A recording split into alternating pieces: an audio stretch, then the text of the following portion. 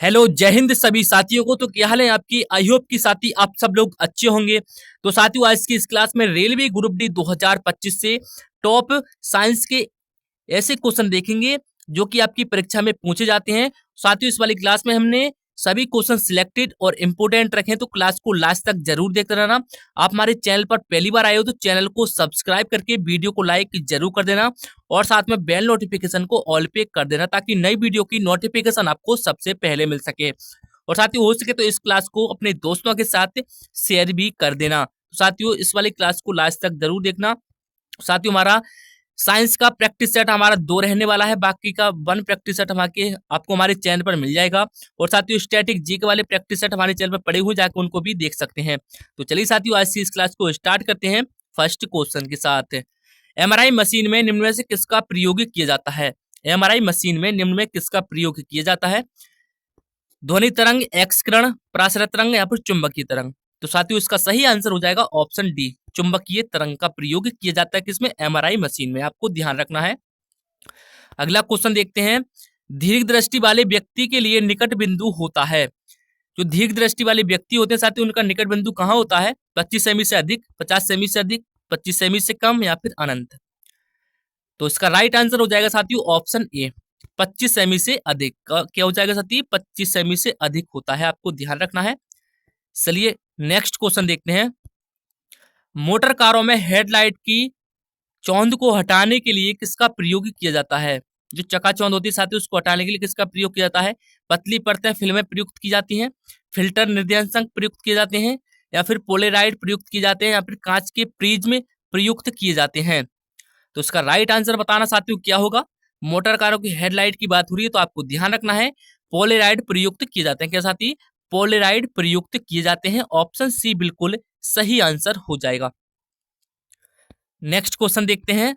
कैमरे के प्रतिबिंब की तीक्ष्णता निम्न में से कौन तय करता है? द्वारक यानी कि अपचर, उद्दासन का समय, लेंस की फोकस दूरी या फिर कैमरे का आकार। कैमरे के प्रतिबिंब की तीक्ष्णता पूछी है तो आपको ध्यान रखना है साथियों इसका द्वारक माने यानी कि द्वारक और ये अपचर। ऑप्शन आपका ए बिल्कुल राइट आंसर हो जाएगा। नेक्स्ट क्वेश्चन देखते हैं। एक आदमी 10 सेमी से दूर साफ नहीं देख पाता, वह किस रोग से ग्रस्त है? बताइए साथियों। एक आदमी यहाँ पर खड़ा है, ठीक है साथियों, ये वस्तु हमारी 10 मीटर दूर रखी है, तो इसको दूर साफ देख नहीं पाता है, तो वह किस रोग से प्रयुक्त है? यानी कि ये व्यक्ति इस वस्तु को साफ से नहीं देख पाता है, तो उसको कौन सा रोग होगा साथियों बताइए। तो उसको साथियों कौन सा रोग होगा? दूरदृष्टि, निकट दृष्टि, मोतियाबिंद या फिर दीर्घ दृष्टि। तो 5वें का राइट आंसर हो जाएगा साथियों निकट दृष्टि दोष। क्या हो जाएगा साथी? निकट दृष्टि दोष हो जाएगा। क्या? निकट दृष्टि दोष। ऑप्शन आपका बी राइट आंसर है। क्या हो जाएगा साथी? ऑप्शन बी बिल्कुल राइट आंसर है। नेक्स्ट क्वेश्चन देखते हैं। जिन पदार्थों में अनंत वैद्युत प्रतिरोध होता है उन्हें क्या कहते हैं? जिन पदार्थों में अनंत वैद्युत प्रतिरोध होता है उन्हें क्या कहते हैं? चालक, प्रतिरोधक, विद्युत रोधी या फिर द्रवणित। क्या होगा साथियों बताइए। चारों ऑप्शन आपकी स्क्रीन पर दिए गए, बताने की कोशिश करेंगे सभी साथी इस क्वेश्चन का राइट आंसर क्या होगा। टॉप 20 क्वेश्चन है साथियों इस वाली क्लास में। मॉक टेस्ट जरूर लगाना कि आपने इस क्लास में से कितने क्वेश्चनों का आंसर बिल्कुल सही दिया है। आपको लास्ट में कमेंट में जरूर बताना है। बताइए साथियों इस क्वेश्चन का सही आंसर क्या होगा। तो छठे का सही आंसर क्या हो जाएगा साथियों? विद्युत रोधी। क्या हो जाएगा? विद्युत रोधी। जिन पदार्थों में अनंत वैद्युत प्रतिरोध होता है उन्हें विद्युत रोधी कहते हैं, आपको ध्यान रखना है। अगला क्वेश्चन देखते हैं। शुद्ध जल विद्युत का कुचालक है क्योंकि यह स्वल्प आयनित होता है या बाष्पील नहीं होता है, या फिर अति उत्तम विलायक होता है, या फिर अधूरीय विलायक होता है। बताने की कोशिश करेंगे साथी इस क्वेश्चन का सही आंसर क्या होगा। तो क्या हो जाएगा? स्वल्प आयनित होता है। क्या हो जाएगा? स्वल्प आयनित होता है। शुद्ध जल विद्युत का कुचालक है। आपको ध्यान रखना है ऑप्शन ए यानी कि स्वल्प आयनित होता है। अगला क्वेश्चन देखते हैं। उपकरणों को किससे घेरकर उन्हें बाह्य चुंबकीय प्रभावों से बचाया जा सकता है? लोहे की शील्ड से, रबड़ की शील्ड से, पीतल की शील्ड से या फिर कांच की शील्ड से। तो आपका राइट आंसर हो जाएगा रबड़ की शील्ड से बचाया जा सकता है। आपको ध्यान रखना है ऑप्शन बी बिल्कुल सही आंसर है। अगला क्वेश्चन देखते हैं। यदि कोई दंड चुंबक दो बराबर हिस्सों में काट दिया जाए तो प्रत्येक टुकड़े की ध्रुवीय शक्ति पर क्या प्रभाव पड़ेगा? बताइए साथियों, यदि कोई दंड चुंबक को दो बराबर हिस्सों में काट दिया जाए तो प्रत्येक टुकड़े की ध्रुवीय शक्ति पर क्या प्रभाव पड़ेगा, ये पूछा है। दोगुनी हो जाएगी, आधी हो जाएगी, शून्य हो जाएगी या फिर यथार्थ रहेगी? तो क्या होगा साथी? तो क्या होगा साथी इस क्वेश्चन का? तो ये अपनी जगह पर रहेगी। क्या रहेगी? यथावत रहेगी। ऑप्शन डी बिल्कुल सही आंसर हो जाएगा इस क्वेश्चन का। साथियों क्वेश्चन काफी बड़ा है लेकिन आपको समझना है और आप आसानी से आंसर बता सकते हैं। अगला क्वेश्चन देखते हैं। चर्म रोग के उपचार में प्रयोग किए जाने वाला रेडियो आउस्टॉप है, बताइए साथियों। चर्म रोग के उपचार में प्रयोग किया जाने वाला रेडियो आइसोटोप कौन सा है? रेडियो सीसा, रेडियो कोबाल्ट, रेडियो फास्फोरस या फिर रेडियो आयोडीन? चर्म रोग के उपचार में पूछा है आपसे, तो आपको ध्यान रखना है रेडियो फास्फोरस। क्या हो जाएगा? Radio phosphorus. ऑप्शन आपका सी बिल्कुल राइट आंसर हो जाएगा, रेडियो फास्फोरस। अगला क्वेश्चन देखते हैं। न्यूटन के पहले नियम को क्या कहते हैं? जो न्यूटन का पहला नियम है उसे क्या कहते हैं साथियों? आघूर्णों का नियम, आघूर्णों का नियम, जड़त्व का नियम, ऊर्जा का नियम या फिर संवेग का नियम? बताइए साथियों, जो न्यूटन का पहला नियम है उसको क्या कहते हैं? तो सर उनको हम जड़त्व का नियम कहते हैं। क्या कहते हैं? जड़त्व का नियम कहते हैं। न्यूटन का जो पहला नियम है साथियों, आपको ध्यान रखना है, उसे जड़त्व का नियम कहते हैं। ऑप्शन आपका बी बिल्कुल राइट आंसर है। आपको इस क्लास की पीडीएफ चाहिए तो लिंक आपको डिस्क्रिप्शन के अंदर मिल जाएगी, वहां से जाके आप आसानी से डाउनलोड कर सकते हैं। अगला क्वेश्चन देखते हैं। पृथ्वी पर शरीर का अधिकतम भार कहाँ होता है? पृथ्वी पर शरीर का अधिकतम भार कहाँ होता है? उत्तरी ध्रुव पर, दक्षिणी ध्रुव पर, भूमध्य रेखा या फिर धरातल पर? बताइए साथियों, इस क्वेश्चन का बिल्कुल राइट आंसर क्या होगा? तो जो साथी ऑप्शन बी लगा रहे हैं बिल्कुल सही आंसर लगा रहे हैं। जो साथी ऑप्शन बी लगा रहे हैं बिल्कुल 100% सही आंसर लगा रहे हैं। दक्षिणी ध्रुव बिल्कुल सही आंसर है इस क्वेश्चन का। अगला क्वेश्चन देखते हैं। क्वेश्चन काफी बड़ा है साथी, डर के भाग न जाना, ठीक से पढ़ना, आप आसानी से इस क्वेश्चन का आंसर लगा सकते हैं। चलिए क्वेश्चन को पढ़ते हैं, क्या कहता है। यदि हम किसी पात्र के तल पर द्रव के दाब की गणना करना चाहे तो उसे निर्धारित करने के लिए कौन सी मात्रा अपेक्षित नहीं है? एक बार और पढ़ते हैं साथी ठीक से। यदि हम किसी पात्र के तल पर द्रव के दाब की गणना करना चाहें तो उसे निर्धारित करने के लिए कौन सी मात्रा अपेक्षित नहीं है? द्रव स्तंभ की ऊंचाई, द्रव का घनत्व, पात्र के तल के पृष्ठ का क्षेत्रफल, पात्र के तल पर गुरुत्व के कारण त्वरण। द्रव के दाब की गणना करना चाहे, किसके? द्रव के दाब की गणना करना चाहें तो क्या होगा साथी? तो इसका सही आंसर हो जाएगा पात्र के तल के पृष्ठ का क्षेत्रफल। क्या अपेक्षित क्या नहीं होगा साथी? क्या पूछा है? अपेक्षित नहीं है। तो पात्र के तल के पृष्ठ का क्षेत्रफल अपेक्षित नहीं है, आपको ध्यान रखना है। ऑप्शन आपका सी बिल्कुल राइट आंसर है।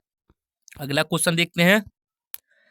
जब शुद्ध जल में डिटर्जेंट डाला जाता है तो पृष्ठ तनाव बढ़ जाता है, घट जाता है, अपरिमित रहता है या फिर अपरिमित रहता है?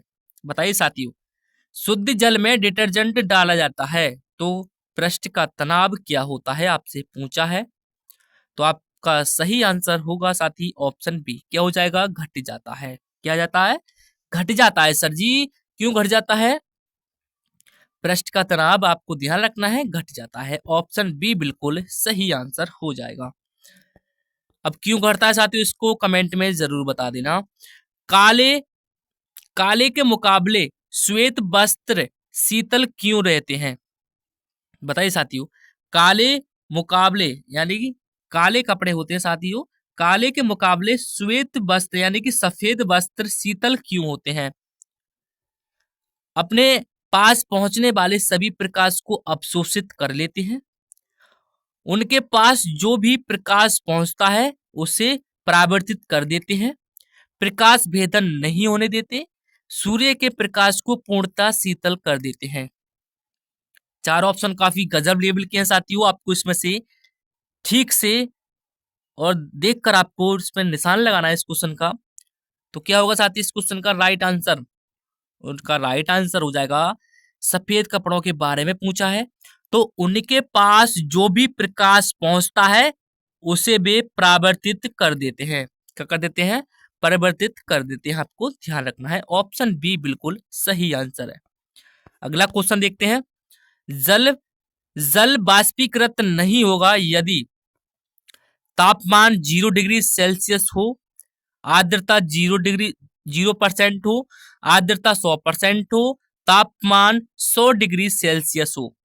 तो इसका सही आंसर हो जाएगा आर्द्रता 100% होनी चाहिए। क्या? आर्द्रता 100% होनी चाहिए। ऑप्शन सी बिल्कुल सही आंसर है। अगला क्वेश्चन देखते हैं। आकाश किस कारण से नीला होता है? सॉरी साथी, आकाश किस कारण से नीला होता है? सूर्य के प्रकाश का परावर्तन, सूर्य के प्रकाश का अपवर्तन, वायुमंडल में सूर्य के प्रकाश के लघुत्तर तरंग दैर्घ्य का प्रकीकरण, वायुमंडल में सूर्य के प्रकाश के दीर्घतर तरंग दैर्घ्य का प्रतिकरण। बताइए साथी, आकाश किस कारण से नीला होता है? तो आपको ध्यान रखना है साथी, 17 का जो राइट आंसर होगा वो आपका ऑप्शन ए भी नहीं होगा, ऑप्शन बी भी नहीं होगा और ऑप्शन आपका डी भी नहीं होगा। क्या होगा? वायुमंडल में सूर्य के प्रकाश के लघुत्तर तरंग दैर्घ्य का प्रकीकरण, इसके कारण आपका आकाश नीला रहता है। आपको ध्यान रखना है। ऑप्शन सी बिल्कुल 100% सही आंसर है। अगला क्वेश्चन देखते हैं। आवर्धक लेंस वास्तव से क्या होता है? जो आवर्धक लेंस है वास्तव से क्या होता है? समतल अवतल लेंस है, अवतल लेंस है, उत्तल लेंस है या फिर बेलनाकार लेंस है? तो राइट आंसर हो जाएगा ऑप्शन सी उत्तल लेंस है। आपको ध्यान रखना है जो आवर्धक लेंस है साथी वो आपका उत्तल लेंस है। अगला क्वेश्चन देखते हैं। ईएनटी डॉक्टरों द्वारा प्रयोग किए जाने वाला हेड मिरर किस प्रकार का होता है? ईएनटी डॉक्टरों द्वारा प्रयोग किया जाने वाला हेड मिरर यानी कि शीशा पूछा है किस कारण किस प्रकार का होता है? अवतल होता है, उत्तल होता है, समतल होता है, समतल उत्तल दोनों होता है। तो 19 का राइट आंसर क्या हो जाएगा साथी? अवतल होता है। क्या होता है साथी? अवतल होता है सर जी। ऑप्शन ए बिल्कुल सही आंसर है। आंखें मीच के लगा दो। चलिए अगला क्वेश्चन देखते हैं। सूर्य का प्रकाश, तापमान, वर्षा, दाब तथा वायु वेग एक साथ क्या बनाते हैं? सूर्य का प्रकाश, तापमान, वर्षा, दाब तथा वायु वेग एक साथ क्या बनाते हैं? पर्यावरण, परिवेश, जलवायु कारक या फिर जैविक यौगिक। तो 20 का सही आंसर ऑप्शन क्या होगा? ऑप्शन क्या होगा साथी? ऑप्शन सी होगा। सूर्य का प्रकाश, तापमान, वर्षा, दाब तथा वायु वेग एक साथ क्या बनाते हैं? जलयाबी बनाते हैं। क्या साथी? क्या बनाते हैं? जल आईवी। क्या? जल आईवी। ऑप्शन सी बिल्कुल सही आंसर है।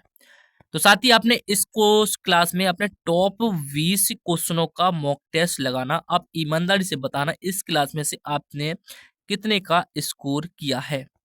एक बार से साथी कमेंट में जरूर बता देना और साथियों आपको हमारी आज की क्लास कैसी लगी एक बार कमेंट में ये भी बता देना।